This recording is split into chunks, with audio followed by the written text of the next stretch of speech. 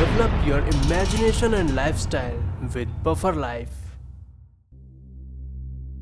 एक बार एक व्यक्ति कुछ पैसे निकलवाने के लिए बैंक में गया। जैसे ही कैशियर ने पेमेंट दी, कस्टमर ने चुपचाप उसे अपने बैग में रखा और चल दिया। उसने 1,40,000 रुपए निकलवाए थे।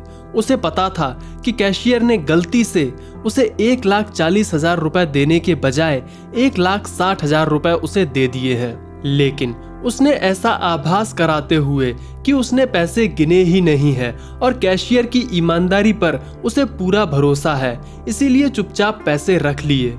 इसमें उसका कोई दोस्त था या नहीं, लेकिन पैसे बैग में रखते ही 20,000 ज्यादा रुपए लेकर उसके मन में उधेड़-बुन शुरू हो गई।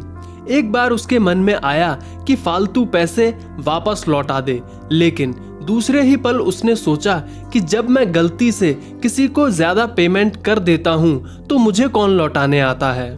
बार बार मन में आया कि पैसे लौटा दे, लेकिन हर बार दिमाग कोई ना कोई बहाना या कोई ना कोई वजह दे देता कि पैसे नहीं लौटाने चाहिए। लेकिन इंसान के अंदर सिर्फ दिमाग ही तो होता नहीं है, दिल और अंतरात्मा भी तो होती है। रह रहकर उसके अंदर से आवाज आ रही थी कि तुम किसी की गलती से फायदा उठाने से नहीं चूके और ऊपर से बेईमान ना होने का ढोंग भी कर रहे हो। क्या यही ईमानदारी है? उसकी बेचैनी बढ़ती जा रही थी। अचानक ही उसने बैग में से 20,000 रुपए निकाले और जेब में डालकर बैंक की ओर चल दिया। उसकी बेचैनी और तनाव कम होने लगा था। वह हल्का और स्वस्थ अनुभव कर रहा था। वह कोई बीमार थोड़े ही था, लेकिन उसे लग रहा था जैसे उसे किसी बीमारी से मुक्ति मिल गई हो। उसके चेहरे पर किसी जंग को जीतने जैसी प्रसन्नता व्याप्त थी। रुपए पाकर कैशियर ने चैन की सांस ली। उसने कस्टमर को अपनी जेब से 2,000 का एक नोट निकालकर उसे देते हुए कहा, भाई साहब, आपका बहुत बहुत आभार, धन्यवाद। आज मेरी तरफ से बच्चों के लिए मिठाई ले जाना, प्लीज मना मत करना। भाई, आभारी तो मैं हूं आपका, और आज मिठाई भी मैं ही आप सबको खिलाऊंगा, कस्टमर ने बोला। कैशियर ने पूछा, भाई आप किस बात का आभार प्रकट कर रहे हो और किस खुशी में मिठाई खिला रहे हो? तब कस्टमर ने जवाब दिया, आभार इस बात का कि 20,000 के चक्कर ने मुझे आत्म मूल्यांकन का अवसर प्रदान किया। मैं अपने अंतरात्मा की आवाज को सुन सका। अगर आपसे ये गलती ना होती तो शायद मैं कभी अपनी अंतरात्मा की आवाज को ही ना सुन पाता और ना ही इस तरह की परेशानी से निकलकर अपनी लालच पर काबू पा पाता। मेरे लिए यह सब बहुत मुश्किल था। कई घंटों तक मैं सोच में ही डूबा रहा, क्या करूं क्या ना करूं, पैसे लौटाऊं या ना लौटाऊं। और देखिए, अंत में जीत अच्छाई की ही हुई।